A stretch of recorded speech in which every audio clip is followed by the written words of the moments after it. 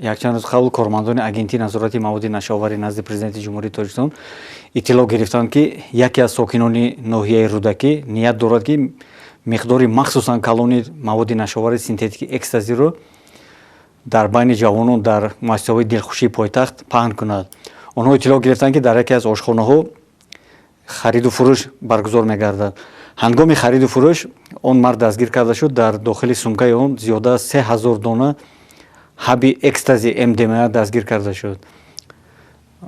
ҳамзамон ба хонаи ҳамон инсон, хонаи дастгиршуда ба ноҳияи Рудакӣ рафтан ва ҳангоми кофткор аз дохили мошини дарздӯзӣ боз як махфигоҳ ошкор карданд, ки дар дохили махфигоҳ зиёда аз 2000 дона ҳабҳои МДМА ошкор гардид.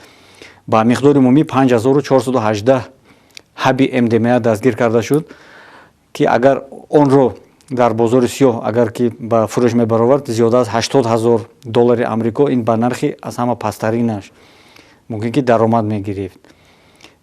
лекин ба туфайли кормандони агентии назорати маводи нашовар роҳи интиқоли маводи нашовар, яъне паҳн кардан дар муассисаҳои дилхушӣ, роҳи ҳамин интиқол баста шуд ва чандин ҳазор ҷавонон аз хатари истеъмоли ҳамин маводи нашовар эмин нигоҳ дошта шуданд.